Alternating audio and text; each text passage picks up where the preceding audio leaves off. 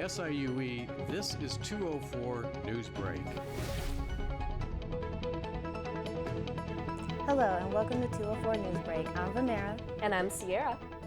We'll have news from around the world and here on campus of Southern Illinois University, Edwardsville in just a minute. But first, let's check in with Elizabeth in the Weather Center for a quick weather update. Low pressure is moving into the St. Louis area, and when this combines with moisture from the Gulf of Mexico, that can only mean one thing for us. I'll have the rainy details coming up. Thanks. Our top story, the ongoing war in Ukraine. Today, Poland became the first NATO country to agree to provide fighter jets to Ukraine since the war began more than a year ago. Polish President Andrzej Duda told a news conference Thursday his country will give Soviet-era MiG-29 warplanes to Ukraine. The first four are scheduled to arrive in the next few days. So far, other Western governments have been reluctant to send fighter jets to Ukraine due to concerns over growing tensions between NATO and Russia. Meanwhile, the war in Ukraine is beginning to cause economic problems for U.S. airlines. Restricted airspace is limiting flight by U.S. companies that are banned from flying over Russia.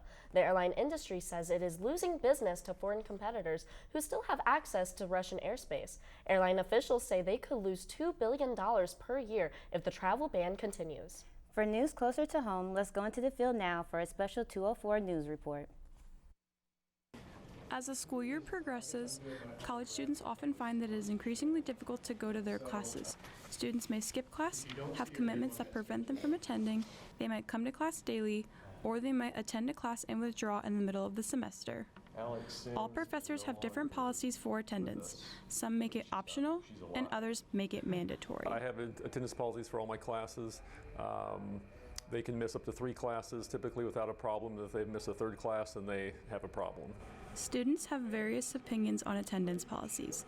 Some don't mind more rigorous requirements, but others prefer relaxed policies. I don't think that it should be like strict, like you have to be here every single time, because you know, life happens. But I do think that if you don't have an attendance policy, then people won't come to your class, and that will affect their grades, and also your reviews at the end of the year as a professor. Clearly, SIUE students and faculty have different opinions regarding attendance policies. Currently, the university is not planning to make any changes to attendance policies, and students are expected to attend class as normal. If they have questions, they should contact their professors and review their attendance policies for each class. This is Olivia Siegel reporting for MC204. Edwardsville police are warning shoppers to keep an eye on their wallets. Chief Mike Philback says thefts of wallets and purses are on the rise in local stores. Philback says thieves are using a common technique to get to the belongings. One person distracts the shopper while a second steals the wallet or credit card. The thieves then use the credit cards at that same store to buy merchandise. Residents in nearby Alton are facing a different kind of problem. Money Magazine just put Alton on the worst 20 places to live in Illinois. The magazine cited the city's high crime rate and limited job opportunities for its decision to place Alton at number 6 on the worst places list. Mayor David Goins calls the article disappointing and says it ignores Alton's outstanding public schools, diversity, and recreation. Still ahead on 204 Newsbreak, a little look at the weather. One thing is certain, you'll need to keep your umbrella handy for at least the next couple of days. The soggy details when 204 Newsbreak continues.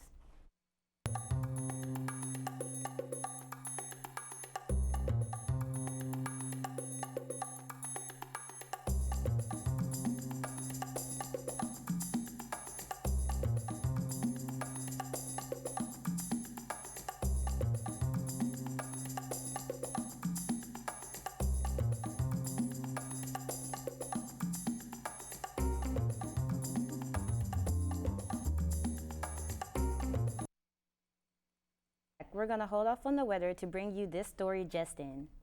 In Mexico City, a 14-year-old boy has been arrested and charged in the shooting deaths of 8 people. The boy, whose nickname is El Chapito, rode on a motorcycle and opened fire on families in a low-income suburb of Mexico City.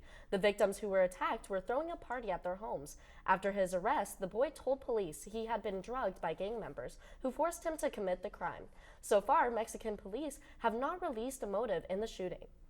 In sports, the NBA has suspended Memphis Grizzlies guard Ja Morant after Morant displayed a firearm at a Denver nightclub. Morant was suspended for 8 games without pay. The suspension will cost the NBA star almost $700,000 in salary. NBA Commissioner Adam Silver met with Morant before announcing the league's decision. Silver called Morant's conduct irresponsible, reckless, and potentially dangerous. Finally, our thoughts go out tonight to SIUE music professor Manny Watts, who is recovering from a lightning strike on campus yesterday. When asked about his shocking experience, he responded, quote, "It really transformed my life. I'm a much more positive person now." Manny told reporters he plans to take charge of his life and shed light on the dangers of playing the trombone in thunderstorms. Watts students say he's not only a great musician, but an excellent conductor as well. Well, that's it for 204 News Break. Hope your world is a better, less shocking, and safer place. We'll see you again tonight at 10. Good night, everyone.